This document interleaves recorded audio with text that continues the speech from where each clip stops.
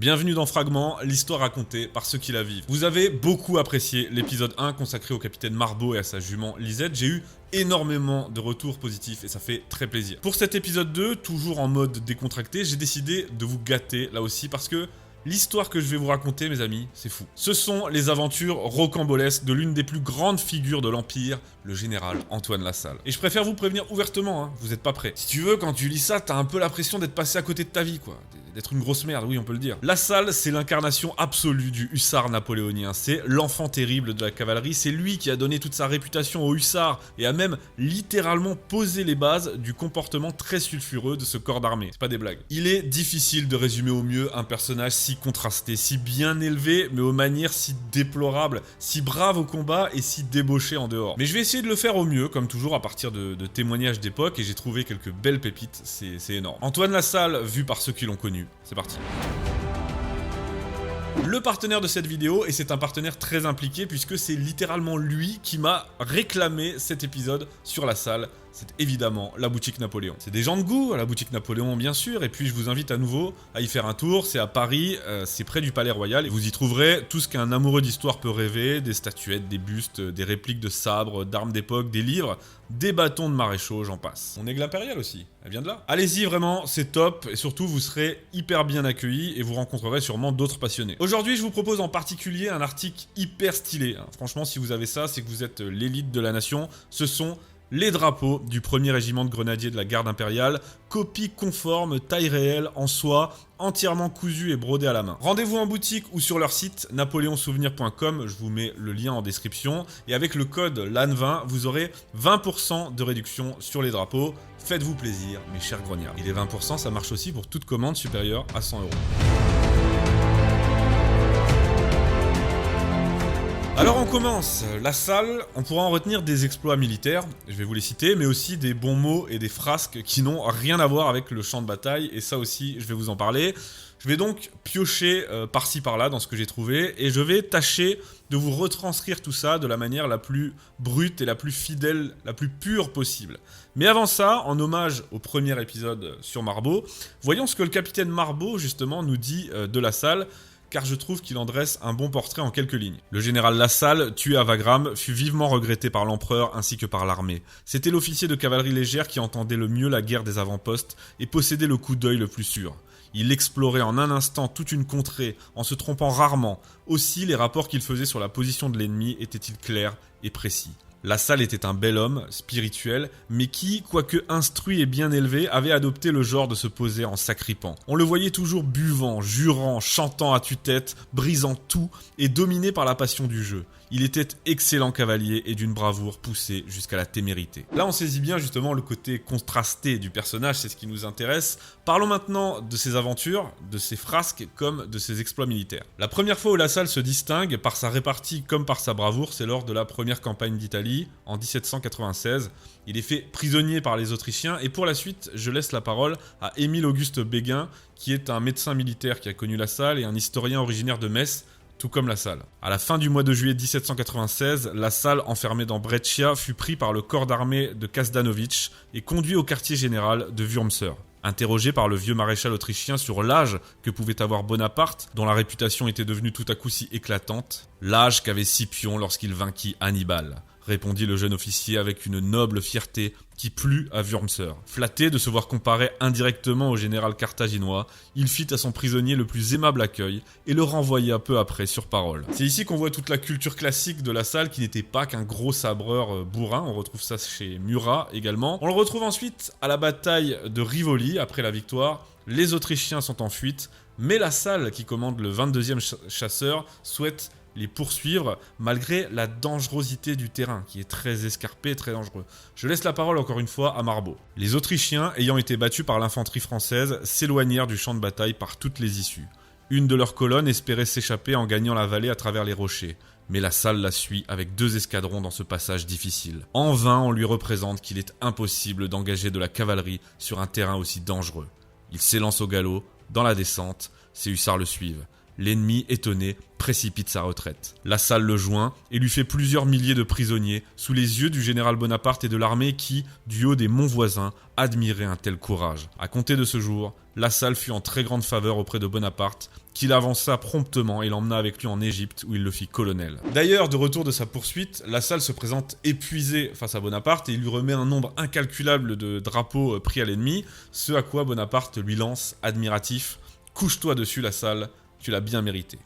Marbot a parlé de l'Égypte tout à l'heure, alors allons-y justement. Après la victoire des pyramides, il va être question de pourchasser les Mamelouks dans le désert et La Salle mène cette poursuite avec ses 2 escadrons et il se bat comme un lion. Lors d'un combat, son sabre tombe par terre et malgré le danger que cela représente, La Salle descend tranquillement de cheval, le ramasse, il se bat à pied contre plusieurs Mamelouks qui l'attaquent, en blesse 3, tue un cheval et remonte sur sa monture pour continuer le combat. Marbot précise, il faut avoir assisté à un combat de cavalerie pour apprécier ce qu'exige de courage, de sang-froid et de dextérité l'exécution d'un tel acte, surtout en présence de cavaliers tels que les Mamelouks. Il se distingue ensuite à Austerlitz, mais là où il acquiert toute sa gloire et sa réputation, c'est en 1806 dans la poursuite de l'armée prussienne après la bataille d'Iéna, alors que toute l'armée prussienne est en déroute dans le désordre le plus complet et que la cavalerie française, menée par Murat, lance la poursuite à travers tout le pays.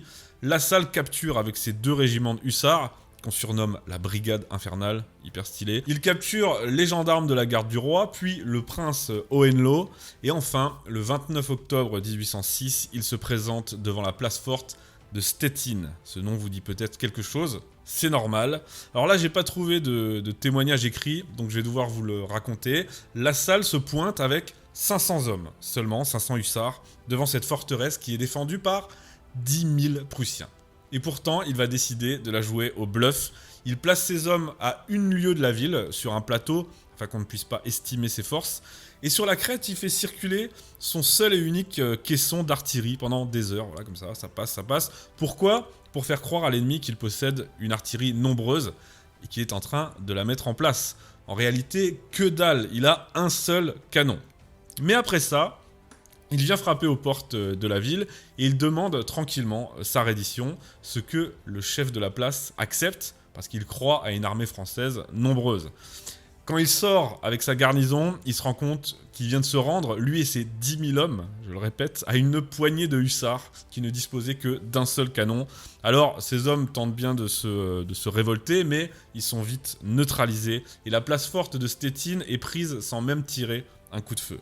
Lorsque Murat rapporte cette anecdote incroyable à Napoléon, l'empereur lui lance « Si vos cavaleries prennent des places fortes, je n'ai plus qu'à licencier mon artillerie et mon génie. » Faut bien se rendre compte de l'exploit, parce que comme nous le dit Marbot, si le gouverneur, plutôt que de remettre les clés, s'en était servi pour s'enfermer dans Stettin, toute la cavalerie de l'Europe n'aurait pas pu la prendre. Et pourtant, elle s'est livrée devant La Salle et ses 500 hussards.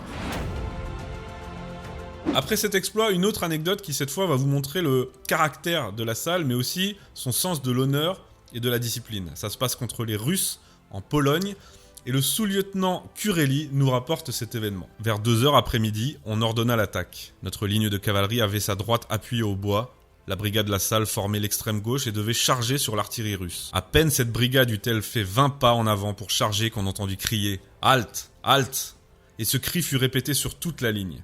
L'ennemi ne tira pas un coup de canon et cependant les 2 régiments firent demi-tour et battirent en retraite. Ils ne purent être ralliés qu'au bout d'un demi-quart d'heure. Chose absolument inconcevable. Il n'y avait ni un cavalier ni un fantassin devant notre brigade. Il y avait à la vérité 8 ou 10 canons, mais qui n'auraient peut-être pas eu le temps de tirer si la charge avait été rapide, qui dans tous les cas auraient été certainement pris après la première salve. En gros, toute la brigade a arrêté subitement sa charge. Personne ne sait pourquoi, mais ce qui est sûr, c'est que pour La Salle, c'est inadmissible. Kureli poursuit. Aussitôt que la brigade fut ralliée, le général La Salle fit chercher la compagnie d'élite du 7e de hussards qui était restée seule et sans courir le moindre danger sur le terrain ainsi abandonné en désordre. Puis, le général mena ses 2 régiments sous le canon ennemi et ils y restèrent jusqu'à minuit sans bouger.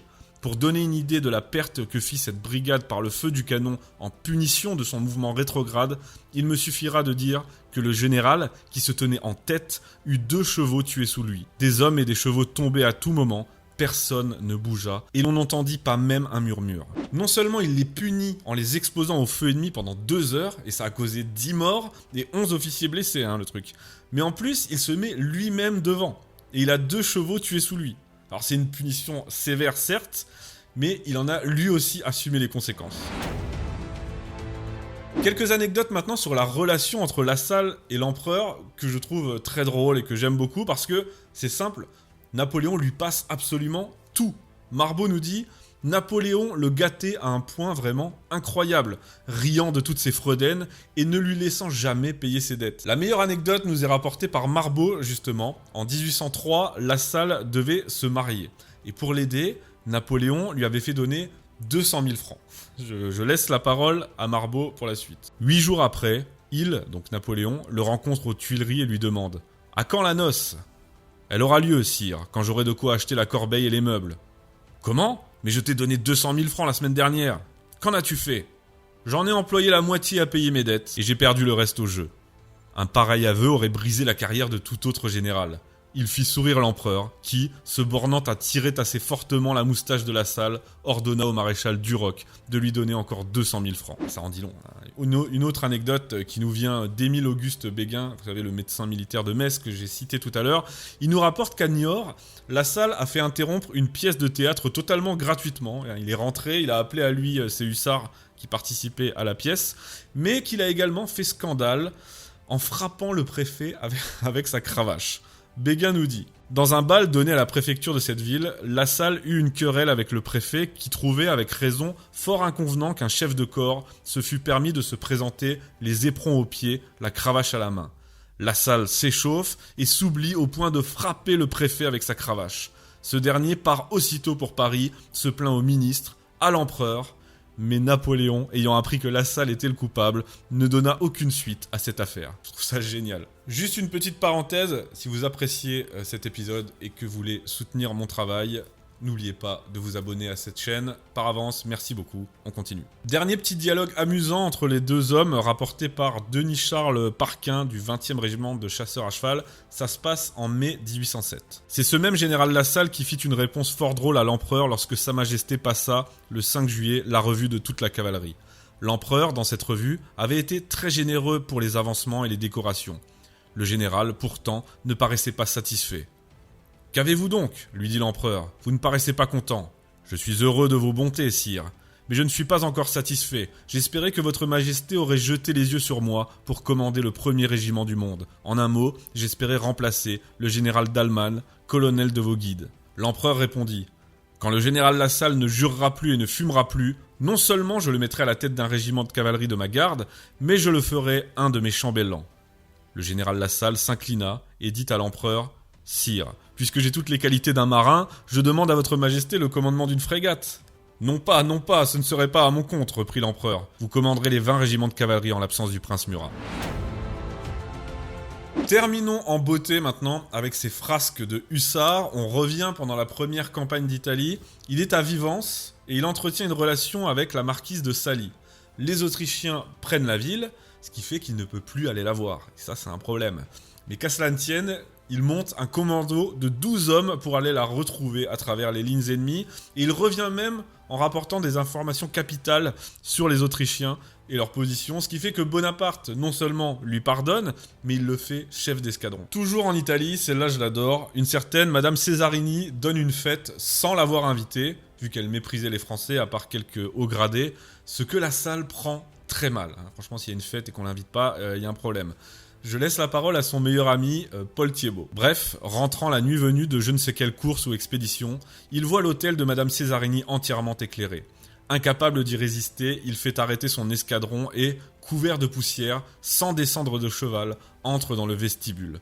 Au risque de se rompre 100 fois le cou, il monte le bel escalier en pierre de taille qui conduit au premier, passe en caracolant sur les dalles de marbre des paliers, sur les parquets des salons qu'il couvre des raflures. Il arrive au galop, toujours à cheval, dans la salle de bal, et, à l'épouvante de toutes les danseuses, se lance au milieu de la contredanse. Bientôt maître de l'espace comme du reste, il ordonne à l'orchestre de continuer à jouer et fait achever à son cheval la contredanse commencée.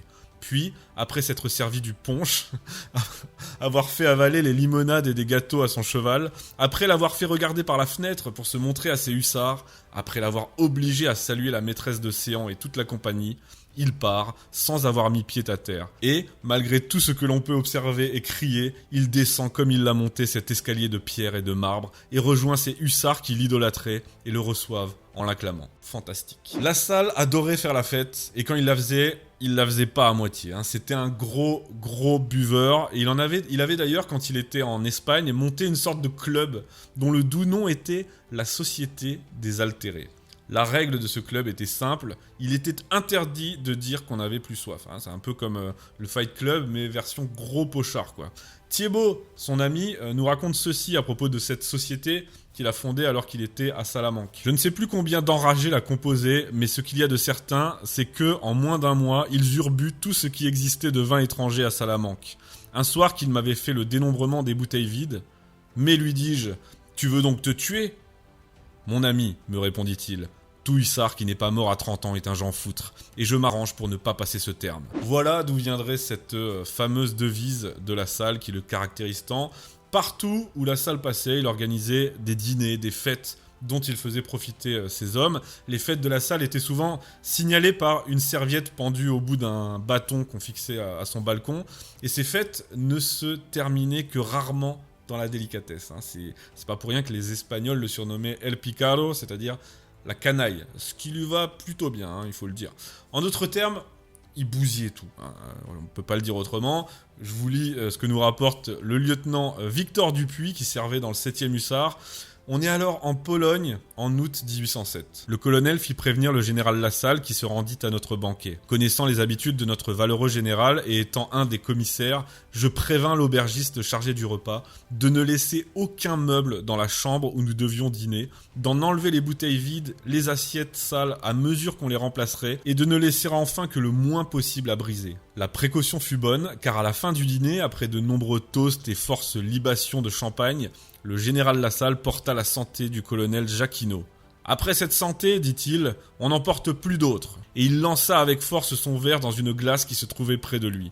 Ce fut le signal. En un instant, les verres, les bouteilles, les assiettes furent brisées. Lorsqu'il n'en resta plus, on se jeta sur les tables, les chaises, les croisées. Désolé aussi si je rigole en même temps, mais bon.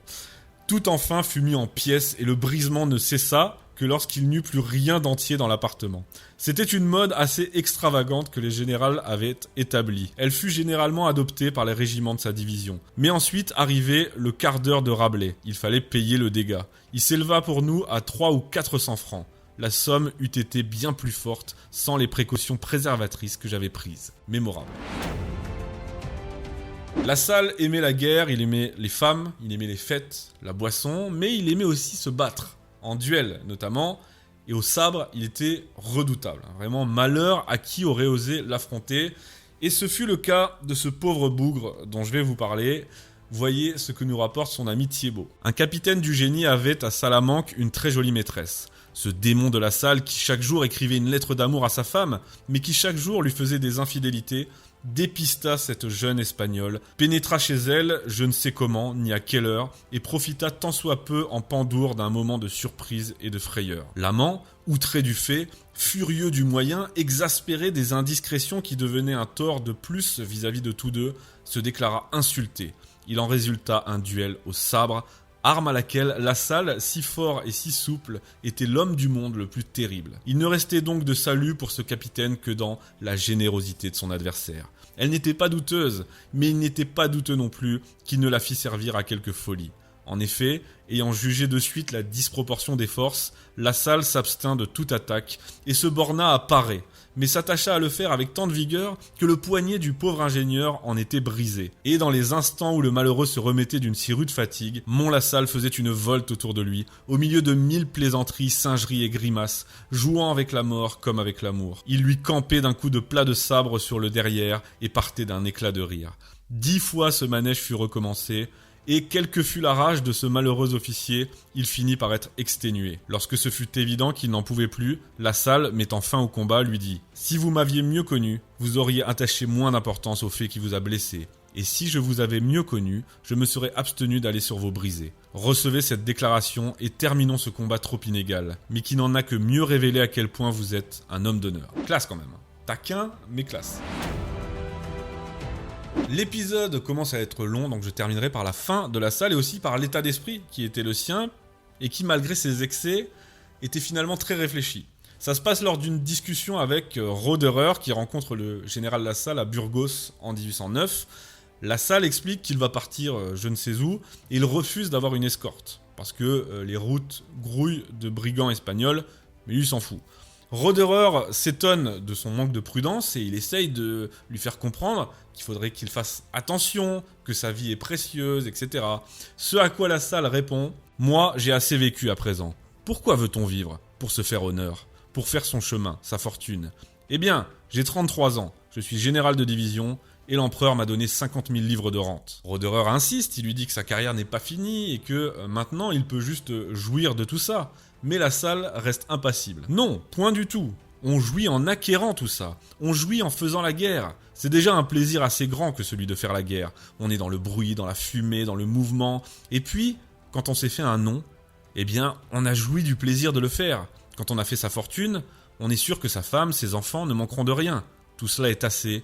Moi, je puis mourir demain. Et il mourra le 6 janvier 1809, au soir de la bataille de Wagram, en poursuivant l'ennemi en fuite. Il avait demandé à Masséna de pouvoir mener cette poursuite, ce à quoi le maréchal l'y avait autorisé, mais il l'avait autorisé à le faire avec prudence. Mais la prudence, c'est pas vraiment la meilleure qualité de La Salle. Marbot nous raconte la scène. La Salle devine le projet du général autrichien, et craignant qu'il n'échappe à sa cavalerie, il parle à ses hommes, leur montre le soleil prêt à se coucher. « La bataille va finir, s'écrie-t-il, et nous sommes les seuls qui n'ayons pas contribué à la victoire. Allons, suivez-moi !» Il s'élance, le sabre à la main, suivi de nombreux escadrons, et pour empêcher les bataillons ennemis d'entrer dans le bourg, le général se dirige dans l'espace très resserré qui existait encore entre Leopoldo et la tête de colonne des ennemis. Ceux-ci, se voyant coupés de l'asile qu'ils espéraient gagner, s'arrêtent et commencent un feu roulant des plus vifs. Une balle atteint La Salle à la tête et il tombe raide mort. Ainsi fut la fin de cette légende de la Grande Armée. La veille, il avait retrouvé sa célèbre pipe cassée dans ses bagages et un portrait de sa femme brisé. Il avait alors prédit à son aide de camp « Je ne survivrai pas à cette journée ». Et dans la dernière lettre qu'il a écrite à sa femme quelques jours avant, il concluait ainsi « Mon cœur est à toi, mon sang à l'empereur, ma vie à l'honneur ». Une glorieuse épitaphe pour celui qui, mort à 34 ans, donc 4 ans après l'âge fatidique qu'il avait annoncé pour tout hussard, restera pour toujours le plus glorieux de tous les gens foutres. Il est mort comme il a vécu, en pleine action et en laissant derrière lui une réputation incroyable, mais aussi très contrastée. Voyez ce que dit Marbot à son sujet. Sa mort laissa un grand vide dans la cavalerie légère, dont il avait perfectionné l'éducation militaire. Mais sous un autre rapport, il lui avait beaucoup nui, car les masses imitant les travers et les ridicules des chefs qu'elles aiment, parce qu'ils les conduisent à la victoire, les exemples donnés par le général La Salle furent pernicieux pour la cavalerie légère, où la tradition s'en est longtemps perpétuée. On ne se serait pas cru chasseur et surtout hussard si, prenant le célèbre La Salle pour modèle, on eût été comme lui, sans gêne, jureur, tapageur et buveur. Bien des officiers copièrent les défauts de ce général d'avant-garde, mais aucun d'eux n'acquit les grandes qualités qui les lui faisaient pardonner. Tout est dit. Tout ou presque, parce que je terminerai avec cette citation de Napoléon à son sujet. Il suffit d'un coup de plume pour créer un préfet, mais il faut 20 ans pour faire un La Salle. Merci, j'espère que ce deuxième épisode de Fragments vous a plu. Il était plus long, plus fourni, mais il y avait vraiment des trucs que je pouvais pas virer. Franchement, je me suis régalé à le faire. Je me suis retenu de rire bien souvent. Parfois ça n'a pas fonctionné. Mais vraiment, c'était un super épisode. J'espère que ça vous a plu. Dites-moi en commentaire si c'est le cas. Et si ça vous a plu, tout ce qu'il vous reste à faire, c'est vous abonner à la chaîne pour soutenir mon travail. Merci, mille merci. J'espère qu'on va atteindre les 100 000 abonnés très bientôt. Merci également à la boutique Napoléon qui a non seulement financé cet épisode, mais aussi l'a inspiré. C'était vraiment une très bonne idée, je pense. Je vous mets leur lien en description. N'oubliez pas le code LAN20 pour la réduction sur les drapeaux de la garde impériale et pour toute commande supérieure à 20 €. Voilà, il ne me reste plus qu'à vous remercier et à vous dire à la prochaine pour une nouvelle vidéo.